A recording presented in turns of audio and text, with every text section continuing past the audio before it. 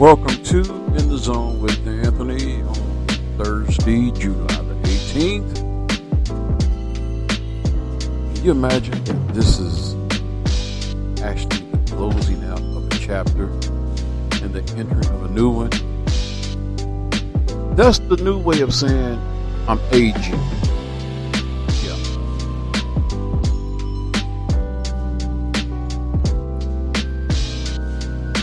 Tomorrow, Lord, let me see. Tomorrow I will be 57 years old. My, how time has flown. And I am reminded of the words of an older wise man.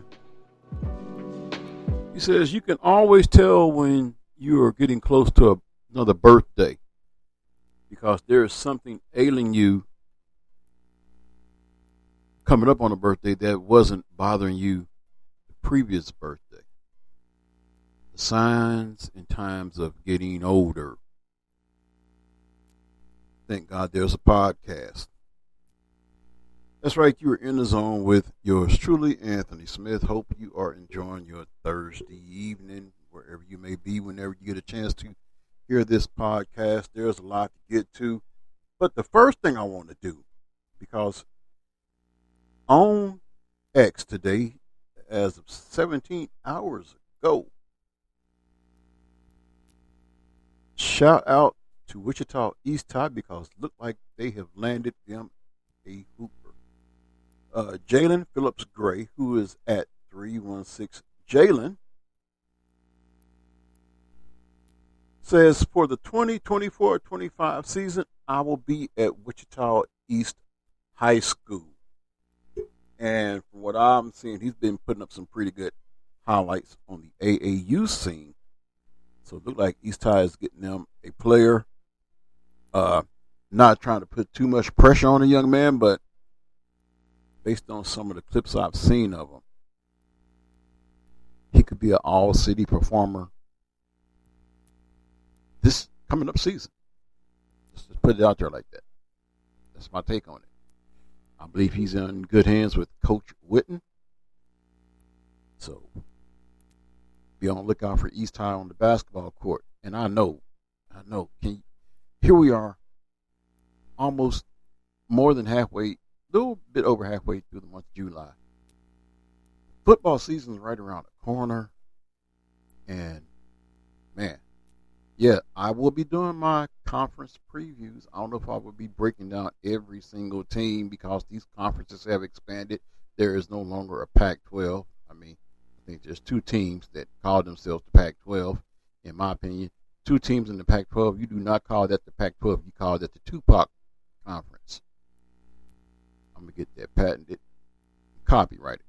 I heard that first right here. But, yeah, there are some things I do want to talk about because there are some things that are shaping the news because, you know, this particular day is like the slowest day. I mean, Major League Baseball won't ramp back up until tomorrow. The WNBA is getting ready to take a break until the All-Star game, which I had the opportunity of being on the Bob and Jeff show as I was filling in for Jeffrey Lutz, who was out today, who will be in tomorrow with Jason Duda as Bob Lutz, the one who I actually sat in with today. He'll be out tomorrow. And yes, I did stir the pot. I told him, I said, you should hear what they say about you when you ain't on the radio. But there is some news as the Clippers trading Russell Westbrook to Jazz for Kris Dunn, setting up buyout to join Nuggets. Contributing writer for this report, Ryan Young, staff writer for Yahoo Sports, says Russell Westbrook is on the move again. The Los Angeles Clippers struck a deal to send Westbrook to the Utah Jazz on Thursday, according to ESPN's Adrian Wojnarowski. Westbrook is expected to reach a buyout with the Jazz in the near future, which will set him up to eventually join the Denver Nuggets. The Nuggets will mark the sixth team Westbrook has played for in the last 7 seasons. Westbrook averaged a career low 11.1 points, 5 rebounds, and a career low 4.5 assists last season, largely off the bench with the Clippers. He opened the season as their starting point guard, but he moved into a bench role after the team landed James Harden. Westbrook averaged just 22.5 minutes per game, too, which was the lowest he's seen through his 16 seasons in the league. The organization has been trying to find a trading partner for the 35-year-old veteran since the season ended, and the Nuggets quickly emerged as a favorite. Westbrook can now team up with 3-time league MVP Nikola Jokic and fill a much-needed hole in their backcourt while coming off the bench yet again. Though he's not the player he once was by any means, the Nuggets are hoping he can provide some significant depth in their second unit. As a matter of fact, here his numbers are 11.1 points, 5 rebounds, 4.5 assists, 1.1 steal, and 22.29 minutes a game. Dunn averaged 5.4 points and 3.8 assists last season with the Jazz. The 30-year-old, who was first selected by the Minnesota Timberwolves with the number 5 overall pick in 2016, has agreed to a 3-year, $17 million deal with the Clippers as part of this deal, according to Bleacher Report's Chris Haynes. The Jazz will also receive a second-round pick swap and cash in the deal. The move was the latest the Clippers have made this season, following star Paul George's decision to sign with the Philadelphia 76ers in free agency. They have signed Derrick Jones Jr. and Nicholas Batum in free agency since George's departure. The Clippers, who will move into the Intuit Dome next season in Inglewood, California, have been knocked out in the first round of the playoffs in each of the last 2 seasons. So once again, Westbrook is on the move. That, my friend, is not all I have for you, though, however. Because what I want to look at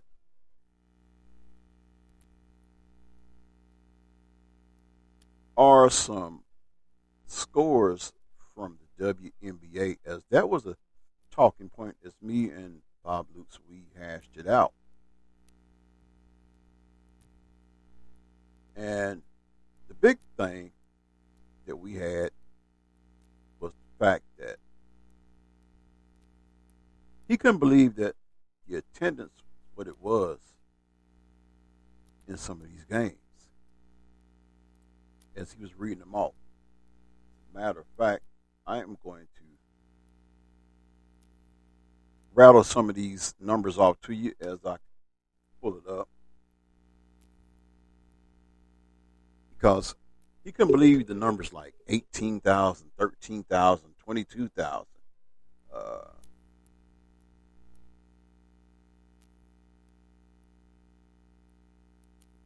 It was just amazing what he scrolled through with and came up with. He was looking at me like a deer in headlights.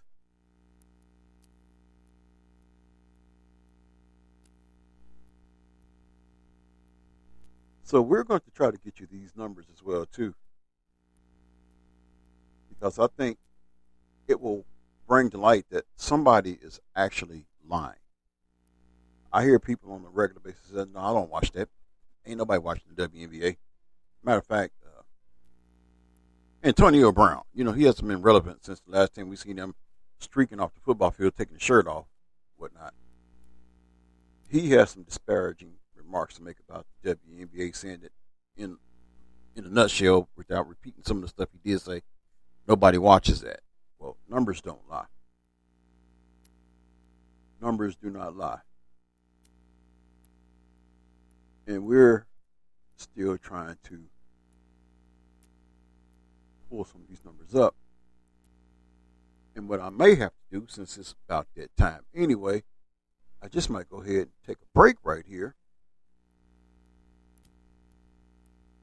Well, maybe not. I can give you some information because what I want to do is look at where it's talking about the price of being a Chicago Sky fan went up.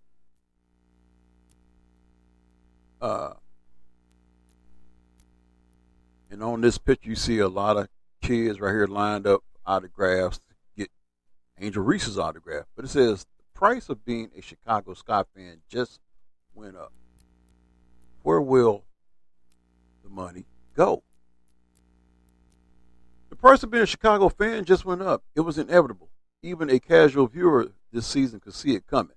The sold-out crowds, the back-ordered jerseys, the record-breaking viewership, the popularity of rookies Angel Reese and Camila Cardoso, and the league's 2024 draft class at large has been undeniable, commanding a wave of demand for tickets and merchandise that was certain to be met with the price surge.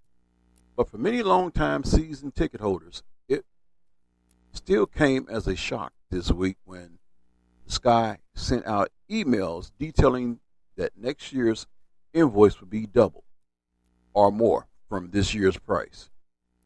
Courtside seats for the full 2025 home schedule will skyrocket from $4,500 to $11,000, a 144% increase. And can I share something with you? Even though there are some disgruntled fans, when they look at this price hike, there's going to be some people that's going to actually pay that. More affordable 18-game packages for 200 level seats are jumping from $270 to $985, a 265% hike. This sticker shock reflects the intricacies of the transitional period the Sky are wading through as they attempt to retain their longtime fan base while expanding to establish a larger footprint in Chicago. As the front office declines requests to speak about a month-old promise to announce plans for a new training facility, a natural question follows. Where exactly will all that money go? In the early years of the WNBA, affordability was a driving force in attracting and maintaining fans. In 2021, the average Sky ticket price was $43.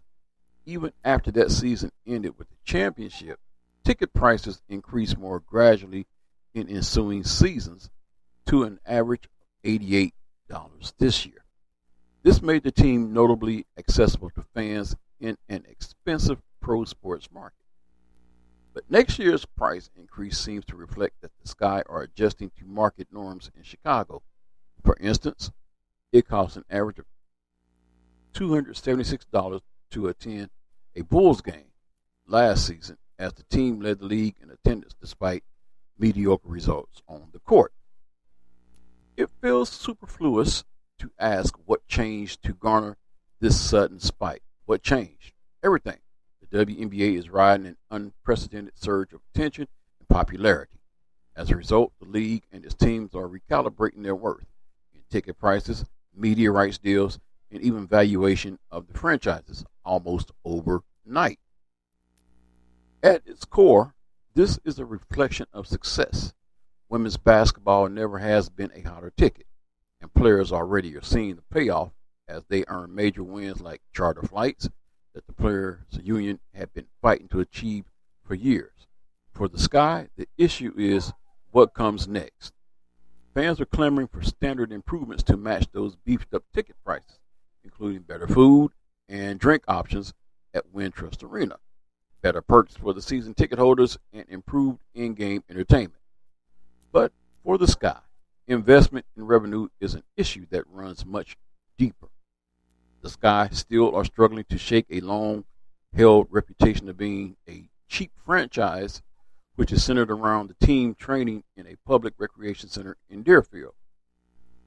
In an interview with the Chicago Sun-Times earlier this year, Lincolnwood native Jewel Lloyd said she cooled on the Sky in free agency because of a lack of investment, adding that players across the WNBA are waiting for Chicago to step up before the franchise can become a legitimate contender for top free agents.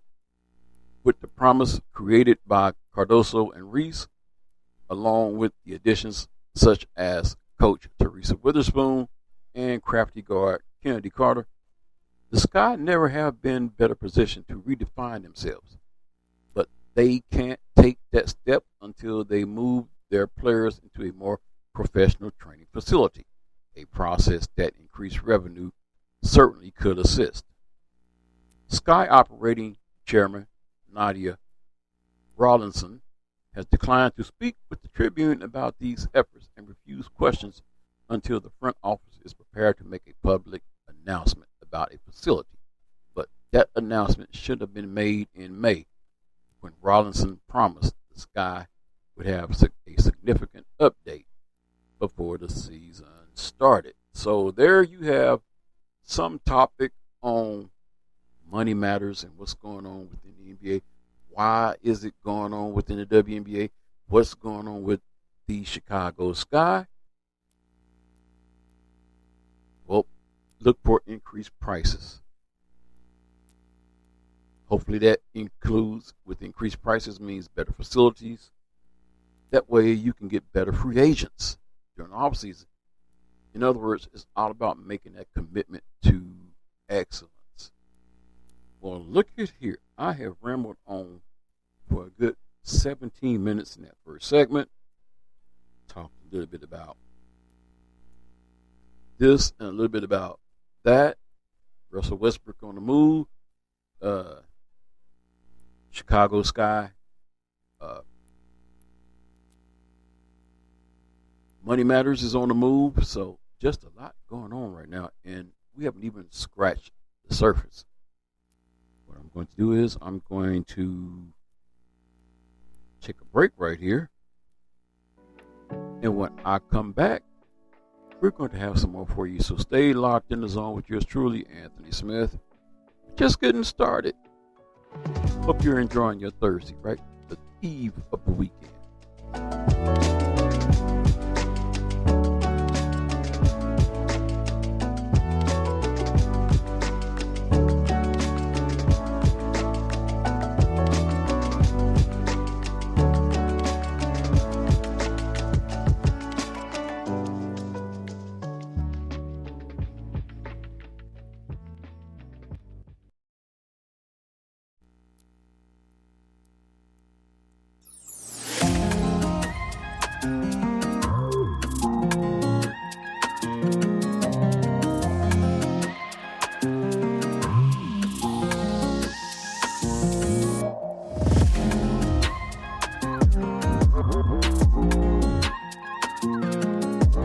Welcome back to In the Zone with your favorite host, Anthony Smith.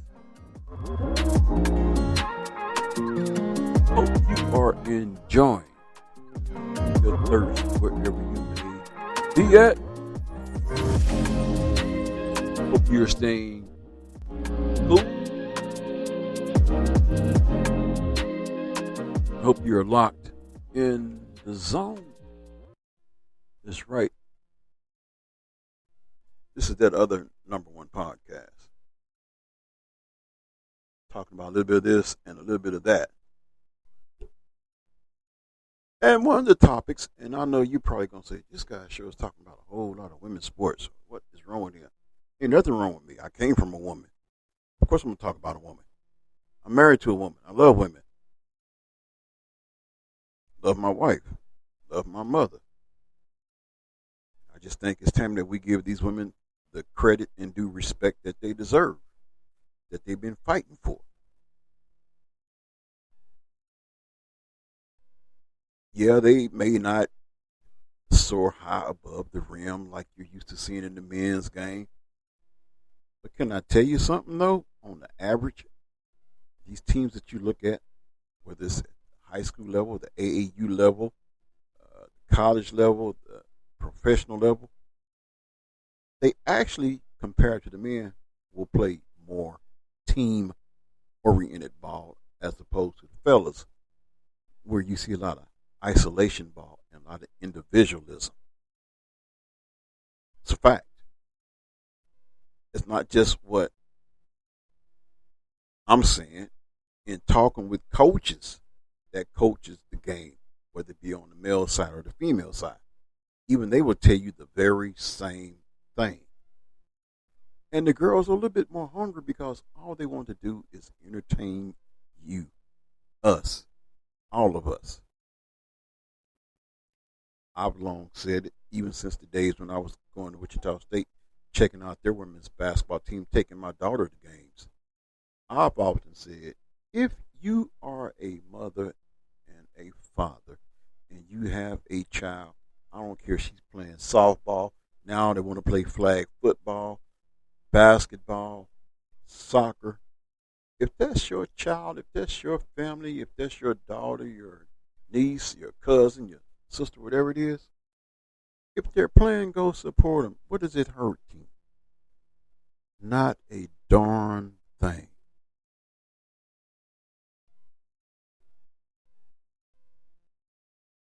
Anyway,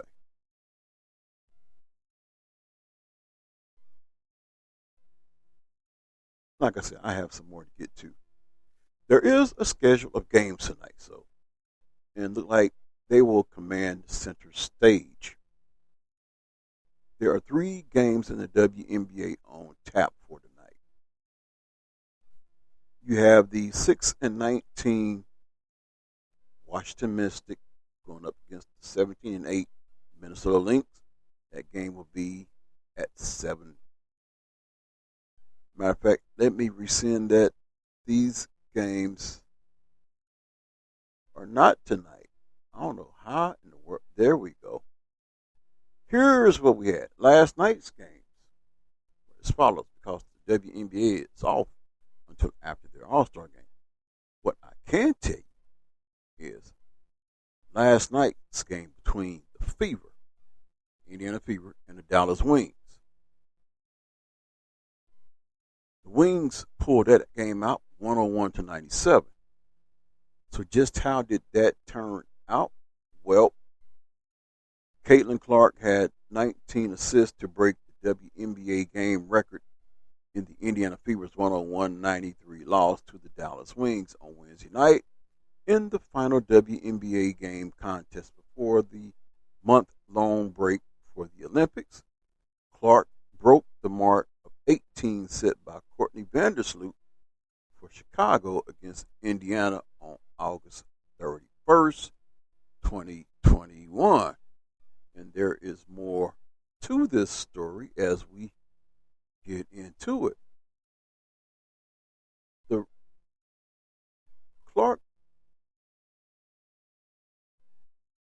as a matter of fact, here we go. Clark broke the mark of 18 set by Courtney Vandersloot for Chicago against Indiana on August 31st, 2020. Vandersloot also had 18 in a playoff game September 28th, 2021. The record breaker came on a play where she set Kelsey Mitchell up for a three-pointer with 2:22 remaining. That tied it at 93, but Dallas closed with an 8-0 run. Odyssey Sims and Arike Agua, I cannot pronounce these names. I'm not going to butcher their name. Arike O. Each scored 24 points for Dallas, 6-19. Natasha Howard added 17 points, 7 rebounds, 8 assists, and 4 steals. The Wings scored 100-plus points for the second time this season. Aaliyah Boston led Indiana 11-15 with a career-high 28 points, and Clark finished with 24 points. Nalissa Smith had 13 points and 12 rebounds. And what did I say her name was again? I just seen it up here. Arike made a huge shot just before the shot clock buzzed with 44.6 seconds left. She dribbled into the lane and had it poked away before she corralled it and quickly hit a fadeaway jumper for a 97-93 lead. Clark picked up her 14th assist early in the fourth quarter to top her previous career high of 13. She became just the second rookie in WNBA history to go over 200 assists in a season, joining Tika Pincheiro, 225 in 1998. Clark broke Pincheiro's rookie assist record of 16 set July 29, 1998. So that was insight on last night's game between the Dallas Wings and the Indiana Fever, which, by the way, also drew an astounding, I think it was like 18,000 for that game, something like that. So the WNBA is experiencing heightened popularity. You begin to know these players more often than not. So I just think the women's basketball game is in a good place right now. Very good place. What I want to do right here is also collect my thoughts. Actually, I'm just kind of moving around here in this second segment.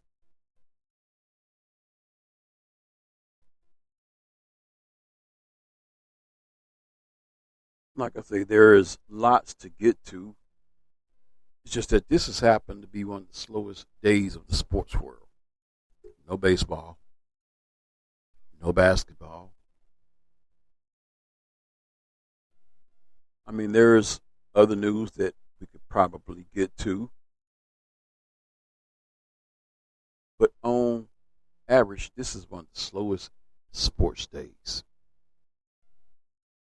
But we're going to make it through here. So what I am going to do, like I said, I'm going to go ahead and pause and take another break. And when I come back, we're going to get into quite a bit more. So don't you dare go nowhere. Stay locked in the zone. Hope you are enjoying being here, because I am enjoying being here with you. In the Zone with Anthony. Be right back, so don't you go nowhere.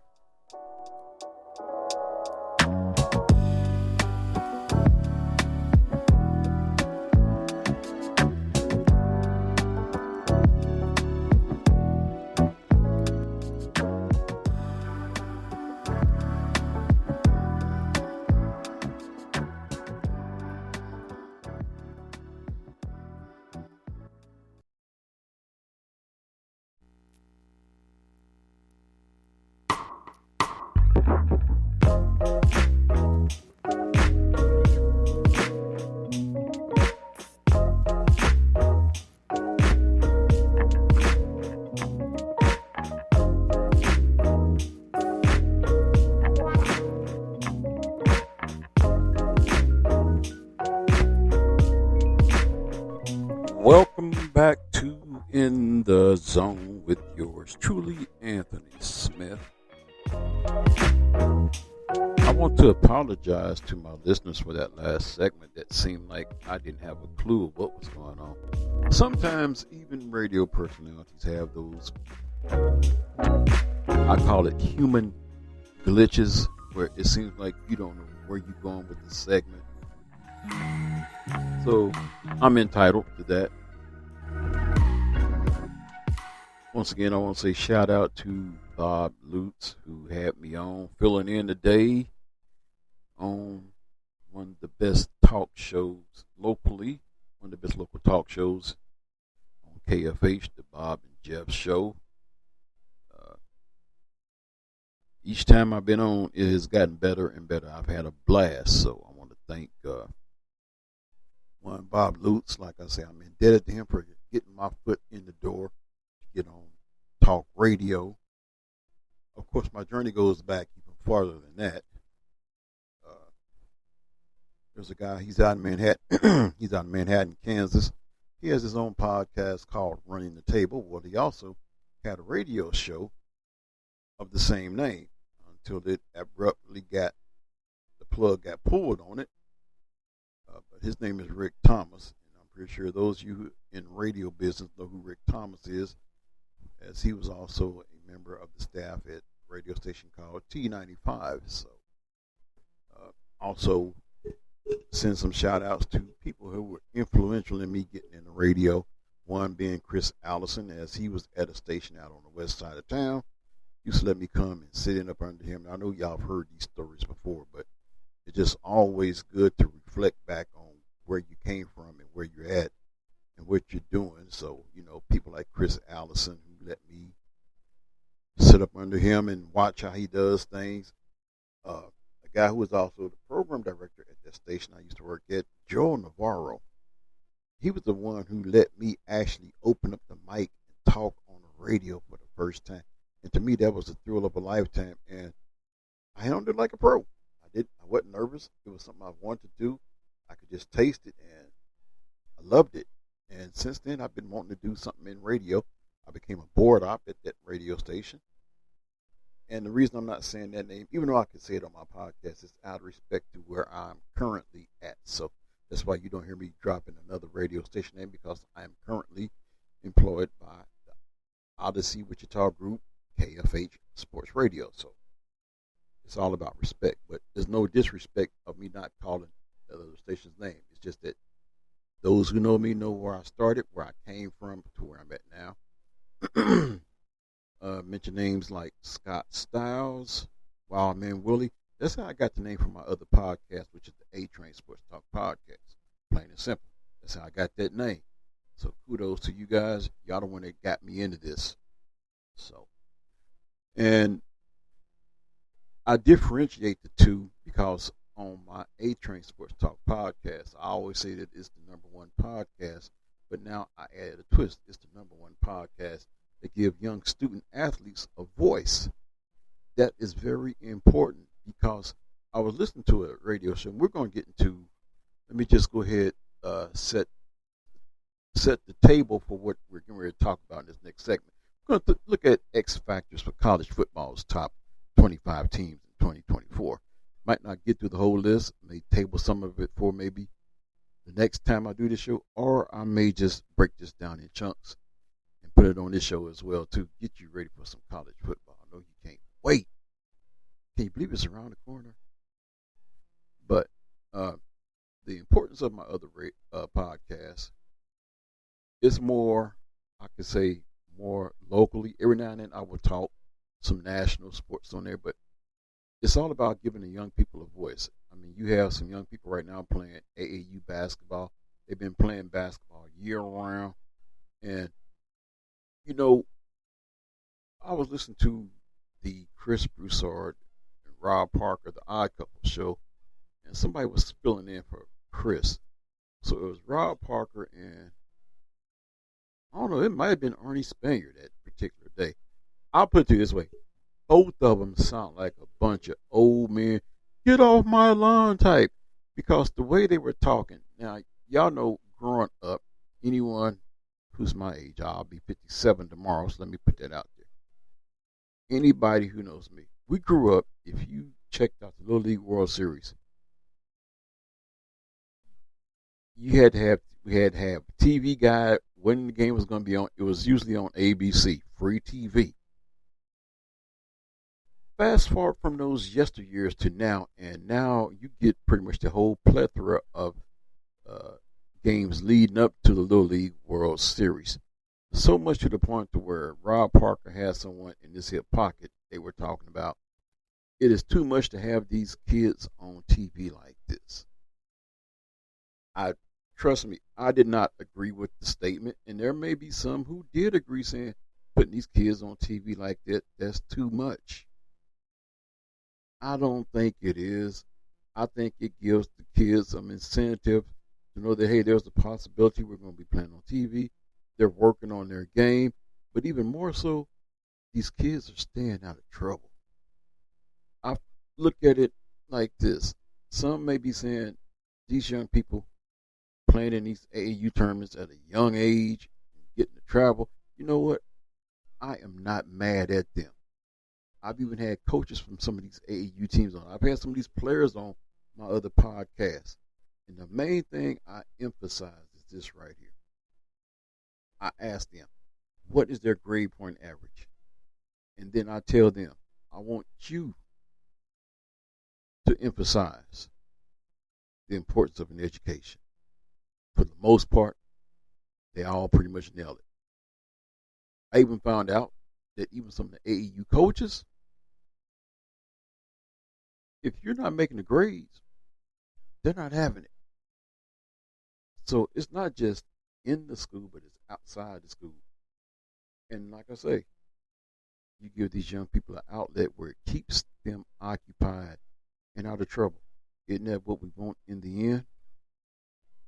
When we live in a time where everybody has a gun and you hear about gun violence, you hear about young people being gunned down, senseless killings, you should be thrilled that we have an outlet for these plethora of young people, girls and boys of all ages, all classifications. They have this outlet that keeps them occupied, keeps them polishing their game, but also we know that they're also student athletes. Anyway, I've rambled on, but I want to get into this particular story, the X Factors for college football's top 25.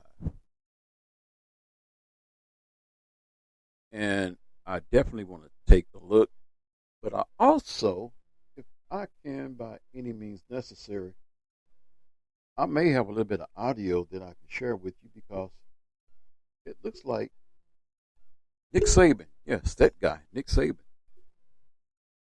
he's going to have something to say. And I definitely want to hear what he has to say. I'm pretty sure that it is insightful, only as a guy not quite a year removed from coaching can be. But this is the couple of guys from ESPN ready to weigh in on some things. So we're going to try to pull up this audio, and then we're going to get into what we can expect from the upcoming college football season.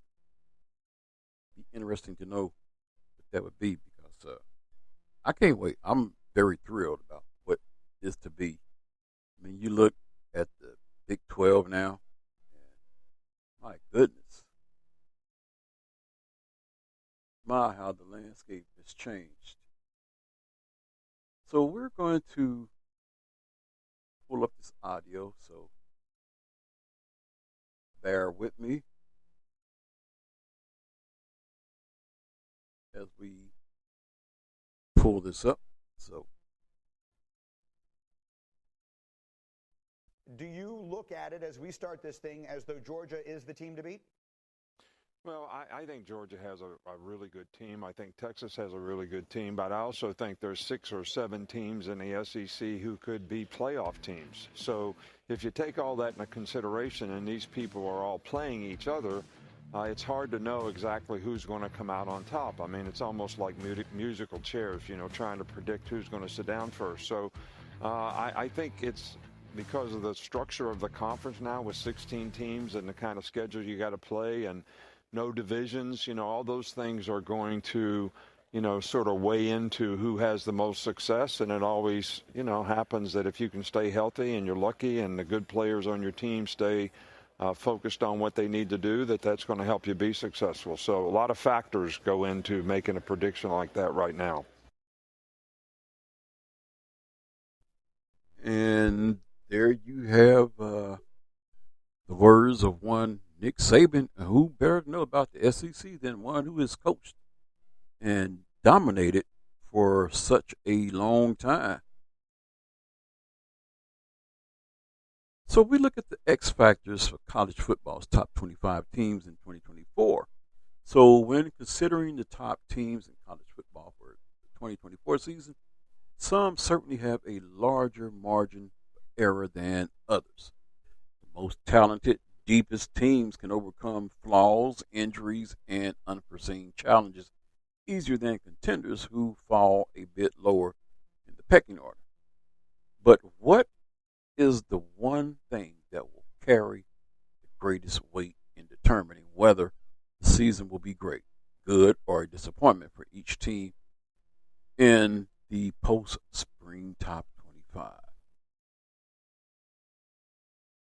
From newcomers on the field or sideline, that team are counting on to position groups that need to be at their best and areas that need to improve.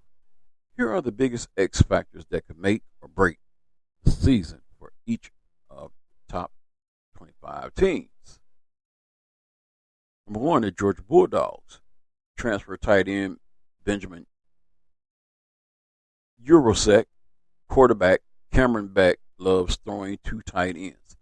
Bulldogs like to use two tight end sets more than most FBS teams. That won't be as easy this season with two-time Mackey Award winner Brock Bowers playing for the Las Vegas Raiders. Georgia reloaded its tight ends room with Stanford transfer Eurosek and highly regarded freshman Jaylen Riddle and Colton Heinrich. Eurosek, a graduate transfer, is an intriguing prospect. He had 108 catches for 1,342 yards with 5 touchdowns in 4 seasons with the Cardinals. Last season, he was limited to 16 catches for 239 yards with 1 touchdown and missed the final 6 games because of a shoulder injury. Stanford's shaky play at quarterback, it ranked next to last in the Pac-12 in QB rating, 113.9, and passing touchdowns, 11 last season, also didn't help.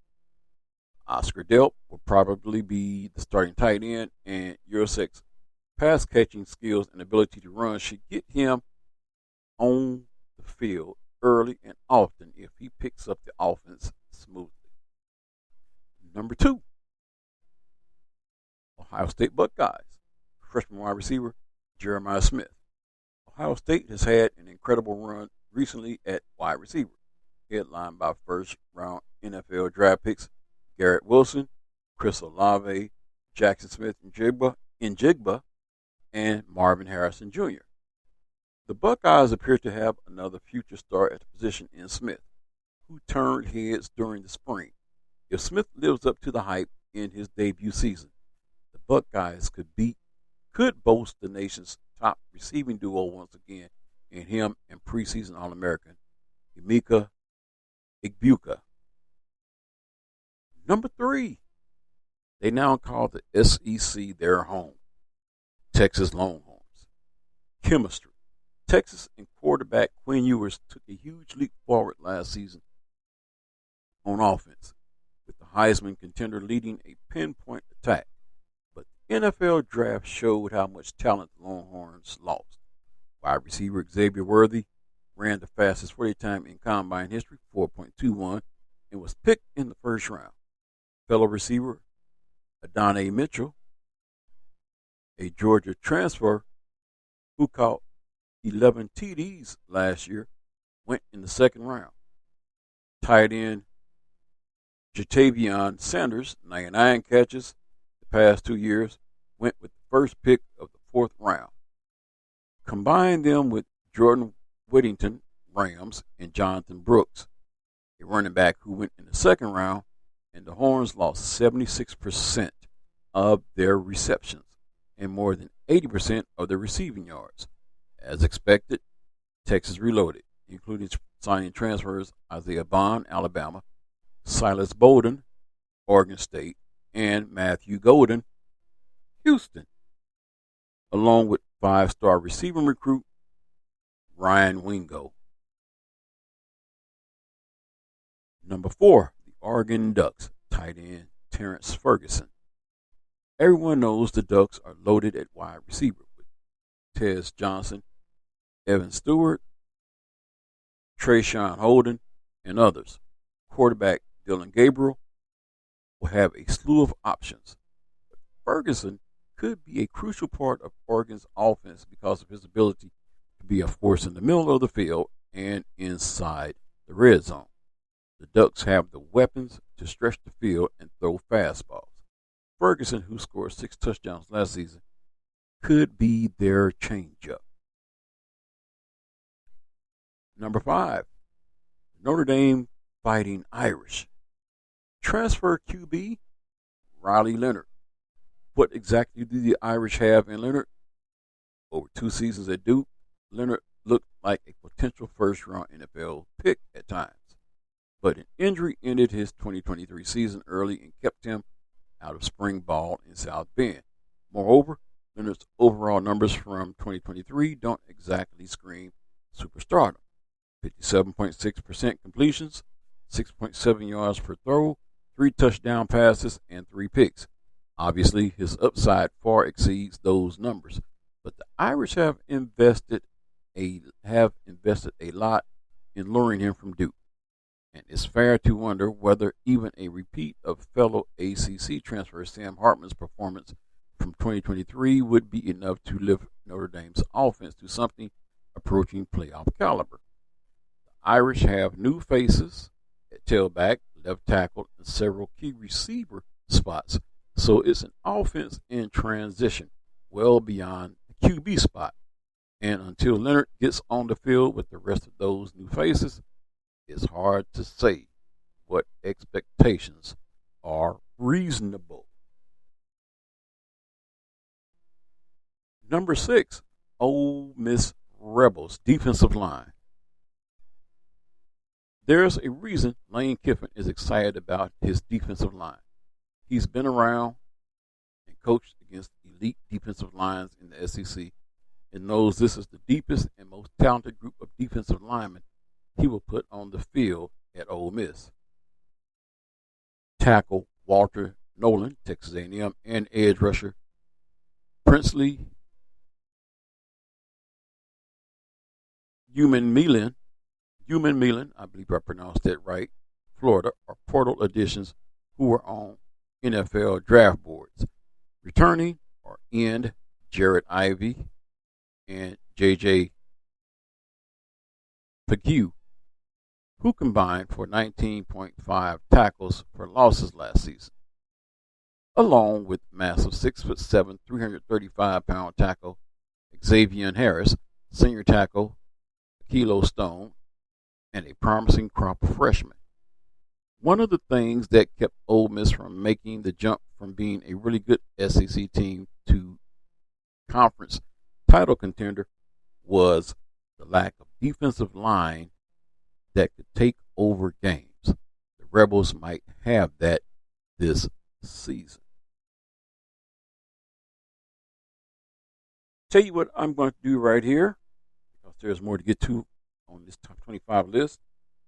I am going to take a break right here. I need something wet on my throat as I'm getting dry. So I am going to take a much needed break. And when I come back, we will look at the rest of this list. So don't you go nowhere. Stay locked in the zone with yours truly, Anthony Smith. Hope you're enjoying today's podcast.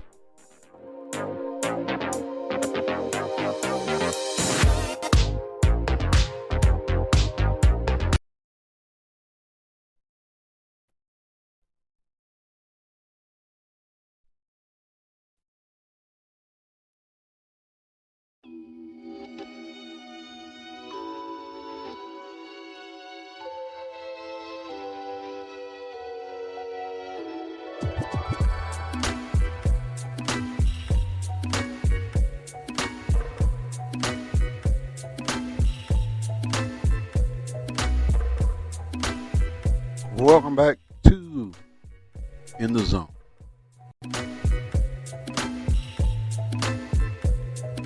Thus far, it has been an adventure.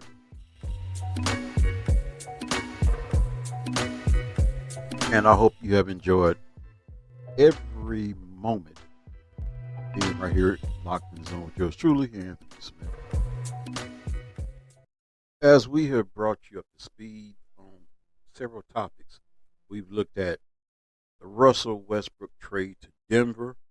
We looked at the WNBA, the prices of tickets going up, literally skyrocketing in Chicago.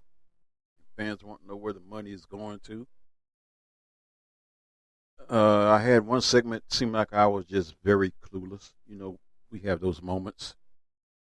But we're back on track because we're talking college football and we're looking at the top 25 X Factor. And to bring you up to speed, number one was none other than you know who, Georgia. Number two was Ohio State Buckeyes. Number three, Texas Longhorns. And that says a lot, especially when you consider what they lost. 76% of their receptions and more than 80% of their receiving yards. Number four, the Oregon Ducks. And number five, this is a head scratcher to me still, Notre Dame. But that's why come they play the games on the field. So we went to number 6, which was Ole Miss. And now that leads us to the number 7 spot, which is now the Alabama Crimson Tide. What's so important about them? Well, how about defense coordinator Kane Womack? There was never any question during Nick Saban's tenure, no matter who had the defensive coordinator's title, who was running the Alabama defense. It was Saban. Now that Saban has moved on to the TV world, enter Kane Womack and his base 4-2-5 swarm defense, a scheme he learned under his father, Dave, when Kane was a graduate assistant under his dad at Ole Miss in 2012 and 2013. Womack has had time to tweak his attacking system, which relies heavily on the safeties. Going back to his days as Indiana's defensive coordinator, when he first crossed paths with new Tide coach Kalen DeBoer, Womack has constantly gotten the most out of his players. After leaving South Alabama as head coach to take over as Alabama's DC, he'll have more talent than he's ever had to maximize his system. Number 8, the Missouri Tigers. Running game. Replacing the SEC's leading rusher is never easy. Cody Schrader is gone after rushing for 1,627 yards a year ago. But sleeping on the Tigers' running game in 2024 could be a mistake. They brought in 2 experienced transfer running backs and should complement each other well. Marcus Carroll, who ran for 1,350 yards last season at Georgia State, is more of a bruiser. Nate Noel is elusive and also catches the ball well out of the backfield. He rushed for 834 yards last season at Appalachian State despite battling a leg injury. Defenses that pay too much attention to Brady Cook, Luther Burden III, and Missouri's passing game may find themselves on their heels against the Tigers' running attack. Number 9, the Utah Utes. Tight end Brent Kuthi. With Cam Rising returning to the Utes offense for one more, hopefully healthy season, this will be a crucial year for Utes offensive weapons. Kuthi is going to be thrust into the spotlight further after the departures of fellow tight end Dalton Kincaid. Like Rising, Kuthi missed last season with an injury and has been in Salt Lake City since 2018. In all but one season, Kuthi has averaged more than 10 yards per catch, and he also has 16 touchdowns to his name. In his final year at Utah, the program may need him to have his best year yet. Number 10, Michigan Wolverines, wide receiver Tyler Morris. The Wolverines lost go-to receiver Roman Wilson to the Pittsburgh Steelers in the second round of the NFL draft. But that could create an opportunity for Junior Morris to shine in his spot. Morris showed what he could do with a blistering 38-yard touchdown reception down the sideline in the CFP victory over Alabama. The Wolverines are banking that Morris can give them a lot more plays like that as their new go-to receiver. Number 11, Florida State Seminoles, running backs. Florida State will look different on offense this year, given all the personnel changes, and perhaps its biggest strength is at running back, where the Seminoles have their best depth in years. Trey Benson might be gone, but Lawrence Tofili and Keziah Holmes are back, and the transfer additions of Roydell Williams and Jaylen Lucas will give the Seminoles plenty of options and versatility. Add in a veteran offensive line led by sixth-year senior Darius Washington, and the Seminoles have the potential to be one of the best rushing teams in the country. Number 12, Penn State Nittany Lions.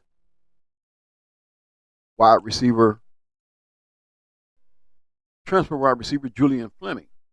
The Nittany Lions don't have a single returning receiver who had more than 20 catches last season, but talented Ohio State transfer Fleming could give Penn State's receiving corps and quarterback Drew Allar a major boost. Fleming was the nation's #1 overall prospect in ESPN's 2020 recruiting rankings before signing with Ohio State. And he had 79 career receptions over 4 seasons in Columbus, including 6 touchdown grabs during the 2022 season. Number 13, NC State Wolfpack. Transfer running back Jordan Waters. Getting the ground game going has been a thorn in Dave Doran's side for the past few years at NC State. Last year, 4 running backs got at least 25 carries, but none more than 100. The team's leading rusher was quarterback Brennan Armstrong, and receiver Casey Concepcion was second on the team. The 2021 and 2022 seasons offered similar struggles. So this year, Doran dipped into the transfer portal to try to fix the situation with the addition of Jordan Waters from Duke and Hollywood Smothers from Oklahoma. Smothers has ample upside, but Waters has already proven himself on the field his 4 seasons with the Blue Devils, including rushing for 819 yards and 12 touchdowns last year. Wolfpack running backs haven't posted a top 50 yards per carry season since 2015, Doran's second season in Raleigh. But this might be their best chance yet to create a balanced attack. Number 14, LSU Tigers, wide receiver. Few FBS teams have as much production to replace at wide receiver as the Tigers, who lost NFL first-round draft picks Malik Neighbors and Brian Thomas Jr. The duo combined for 157 receptions for 2,746 yards with 31 touchdowns in 2023. Senior Kyron Lacey, who started his college career at Louisiana, seems next in line to become wide receiver 1. After that, the Tigers will be relying on newcomers C.J. Daniels, Liberty, and Xavier Thomas, Mississippi State, as well as largely unproven returning receivers Chris Hilton Jr. and Aaron Anderson.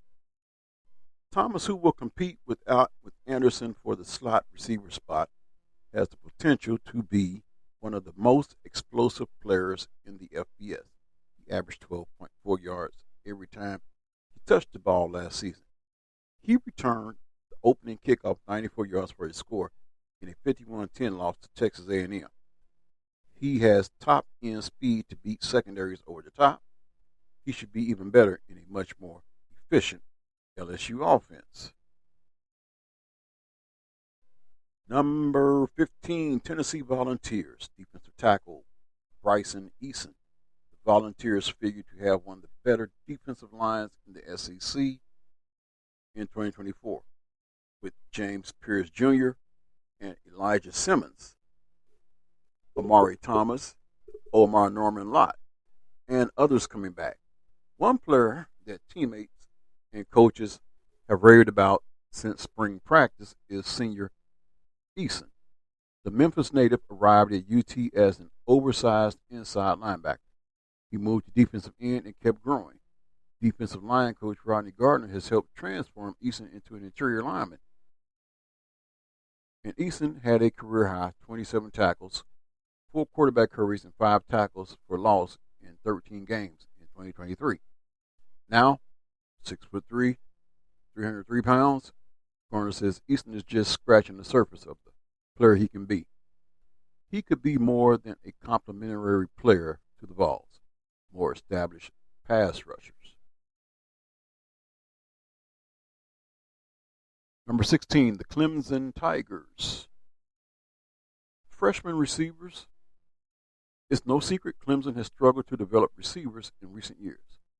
Highly ranked prospects like Joe Nagata, Frank Latson Jr., E.J. Williams Jr., Aju, Bo Collins, and Dakari Collins have come and gone without blossoming into stars, or in several cases, contributing virtually nothing at all.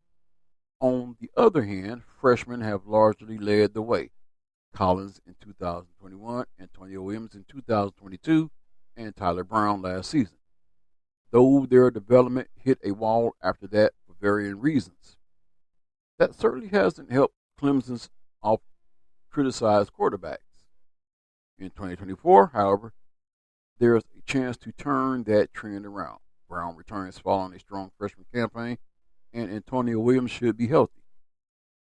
Troy Stellato and Adam Randall get another shot to prove their value. But the real excitement comes from 2 freshmen, TJ Moore and Bryant Westco. Both are ranked as top 50 recruits by ESPN, and Westco turned heads as an early enrollee, scoring in the Tiger spring game. If they make an impact as freshmen, it could be the key to a rejuvenated passing game and a trip to the college football playoff. Number 17, Kansas State Wildcats. Quarterback Avery Johnson replacing Will Howard isn't a small task, but there is a lot of hope and potential for big expectations if Johnson is the player many think he can be. He showed flashes as a freshman last season, most recently against NC State in the Pop-Tarts Bowl, where he completed 14 of 31 passes for 178 yards and 2 touchdowns, along with 71 yards and a touchdown on the ground. If he meets expectations, there will be a lot of exciting football in Manhattan, Kansas this year. Not to mention, they also got Dylan Edwards out of the transfer portal. Number 18, Oklahoma Sooners, another team that now makes their home in the SEC. That SEC schedule: Tennessee, at Auburn, Texas, in Dallas, South Carolina, at Ole Miss, at Missouri, Alabama, at LSU. Colleague Bill Connolly points out that 6 of those 8 are in the SP Plus top 16. And while there is a non-conference game with Maine mixed in there, it just keeps coming when you look down the list. The Sooners won't be intimidated, but they'll need the depth to survive a season full of bowl games at the same time. They'll be breaking in a new quarterback, Jackson Arnold. Number 19, the Oklahoma State Cowboys. Limiting turnovers. Cowboys are going to be able to run the ball with Ollie Gordon II and an experienced offensive line and return 9 starters on what should be an improved defense. After somewhat of a rotating door at quarterback at the beginning of last season, Alan Bowman, who is back for his 7th college season. Boy, he sounds like an old man right there. I mean, really, he sounds like an old man. 7 seasons. Returns at the helm. While Bowman was solid last year, 3,460 yards, 60.7% completions, he led the Big 12 with 14 interceptions. The difference between this being a good and a great team likely lies on his shoulders and whether he can do a better job of protecting the football. So, what I'm going to do before I give you the final 5 here, I am going to take one final break, and when I come back, we are going to put a bow on this. time has been far spent. But you're listening to In the Zone with yours truly, Anthony Smith. So don't you go nowhere. Be right back to wrap this up.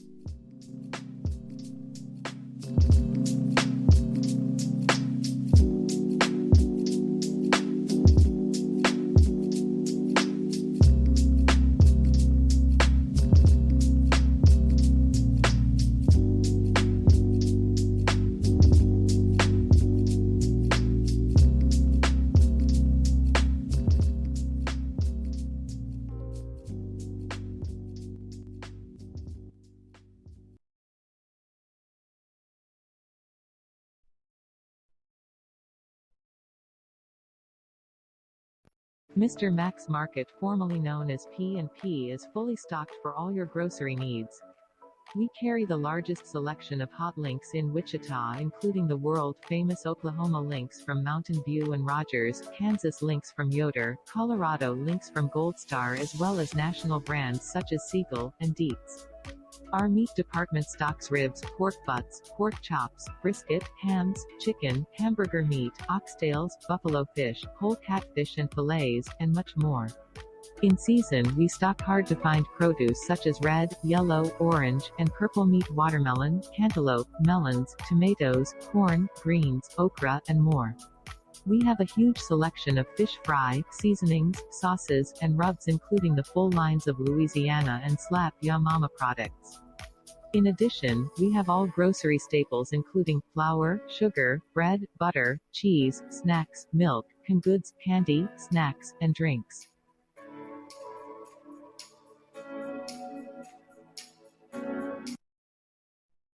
Chip, crack, or completely broken, does your vehicle need the glass man? Hey, glass man. Whether it's from recent hailstorms, a rock from the road, vandalism, whatever has you looking through a chip or crack, call the glass man. Hey, glass man. The glass man will fix your vehicle's glass the right way with certified technicians that'll make sure your replacement glass is calibrated with all its original safety features.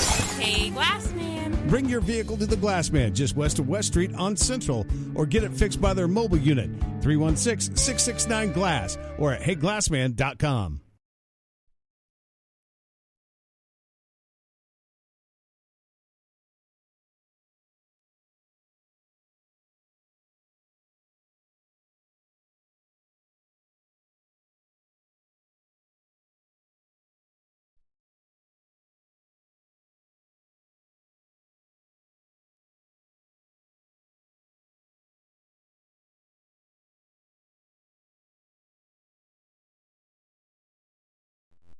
Yep.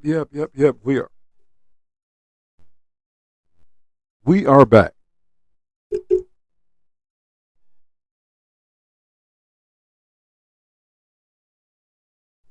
Welcome back for our final segment. And I hope you are enjoying it as much as I am. We have 5 more teams to give you here.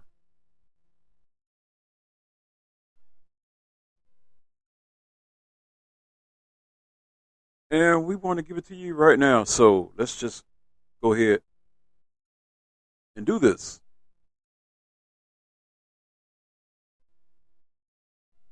There are 5 teams left, so we're going to wrap up this top 25 X Factor. Coming in number 20, a team that also resides in the Big 12 Conference, or the All-State 12, or whatever they're going to rename it, is Arizona Wildcats.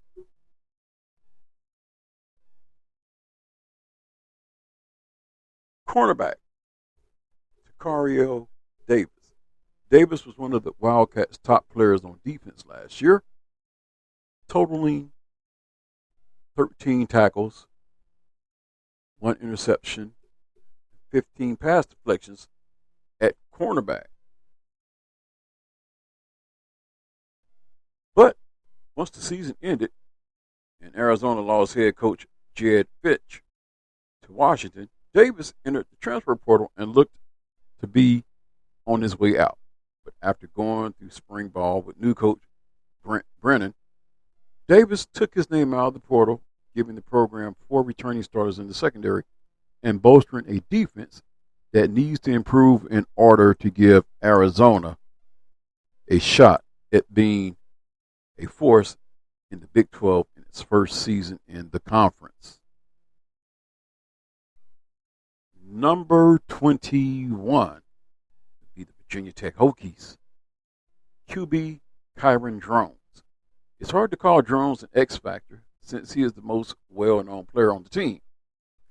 But there's no question what happens with Virginia Tech this year depends on how well Drones plays after a second-half surge in 2023 sent expectations for this season soaring. The Hokies returned a whopping 90% of their offensive production from a year ago, and it all starts with Drones, who threw for 2,084 yards and ran for another 818 last year. There is plenty of room for improvement, starting with his completion percentage, 58.2%, and efficiency. If he lives up to the hype, Virginia Tech should absolutely be an ACC contender this season. Number 22, and I know this is intriguing because of what they went through last year and still had a good season, minus this player, QB Jaylen Daniels. You won't find a more obvious X factor on this list than Daniels.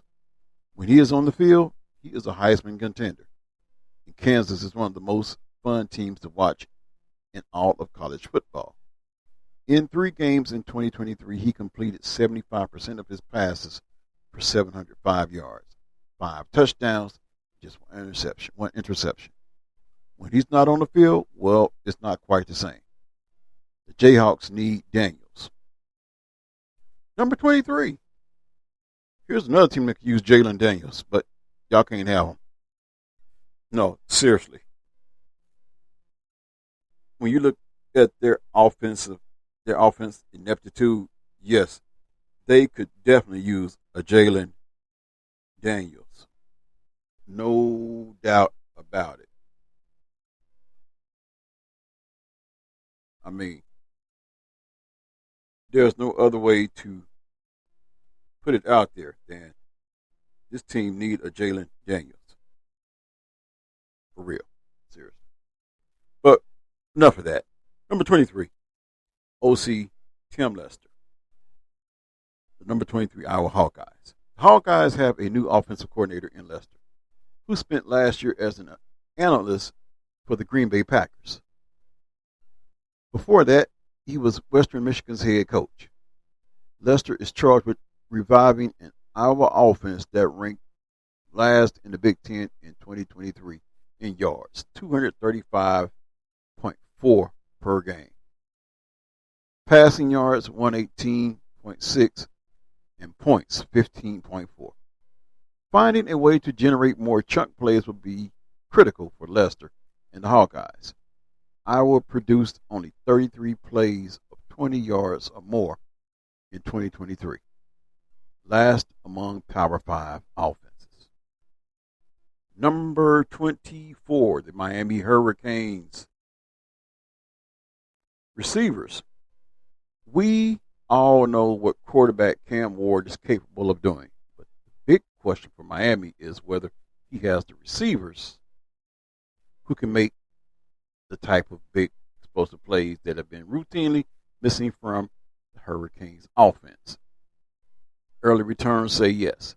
Not only does Miami return Xavier Restrepo and Jacoby George, Isaiah Horton looks like an emerging star, and Houston transfer Sam Brown fits in nicely.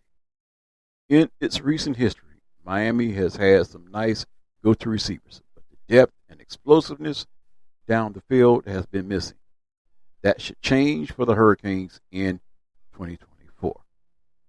And believe it or not, coming in at 25, even though their quarterback got drafted by the Chicago Bears.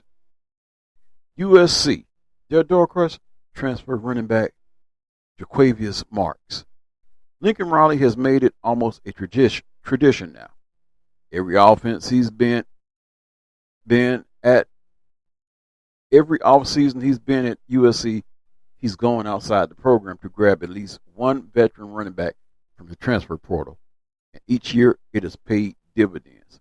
This season, it's Jaquarius Woody Marks, who comes from Los Angeles by way of Mississippi State. Without Caleb Williams under center, the running back role will be even more important for the Trojans. And Marks, more than 3,000 all-purpose yards in 4 years at MSU, should be a key part of the new look offense. And there you have 25 X Factors, ESPN's top 25. That's right, X Factors for college football's top 25 teams in 2024. Feel free to weigh in, leave your thoughts, whatever the case may be. I would love to hear from you. Looking forward to the college football season. But I tell you what else I'm also looking forward to. And I know some people locally are going to hear me. I'm looking forward to the upcoming high school football season because I will be making some stops. Derby, Kansas, Mays, Kansas, Cheney, Kansas. That's the school that knocked off Andale, knocked off their long winning streak and knocked them out of the playoffs as well, too. And went through the season undefeated last year to bring home a state title to Cheney. Look forward to being at Derby. As I told Coach Joe Jackson, the head basketball coach, I said, I'm looking forward to the season. I said, but for me, it's going to start in the basketball season. Speaking of basketball, those of you who are listening here locally, don't forget, and I'm not a big fan of it, and as I was on the Bob and Jeff show with Bob Lutz, me and him had a spirited debate. Who likes noon basketball games? Well, whether we like it or don't like it, we're going to get out and support it because your beloved Aftershocks, your alumni team, will be playing at Coke Arena this Saturday to start the TBT. And the ante has been up. Wichita fans, get out and support this event. Let's try to sell Coke Arena out because if we can sell out these first rounds, then we can get awarded another round. And I know we can do better than Houston. We are the ones that set the bar as far as attendance. So we can't drop the ball in this instance. So get out and support the Aftershocks. Get out and support Mass Street. Get out and support the Wildcats, whatever their team is called. Get out and support this other local team that's playing here as well, too. I might do another podcast tomorrow. I will dive into the TBT brackets. So you'll want to tune in tomorrow because it is going to be a fun show. Also, tomorrow is my birthday. That's right. So we're going to have a little bit of fun on that as well, too. My Cash App, no, I'm just playing. But, yes, by all means. We're going to have fun tomorrow. So I should be doing a TBT bracket. Might try to even get a guest on. But time has been far spent. This has been one of the most lengthiest podcasts I've done in quite some time. And hope you enjoyed it. Until the next time, stay locked in the zone with yours truly, Anthony Smith. This has been a blast. Hope this was very informative. Share this with your friends. I'm going to be posting a link also on X. I appreciate all the views. I've seen views as high as 2-point-something K. What would be nice is if I could have 2-point-something K listeners. Anyway, I'm out. You guys have a great rest of your week. Weekend is almost up on us. Until next time, be blessed, be a blessing. I'm out.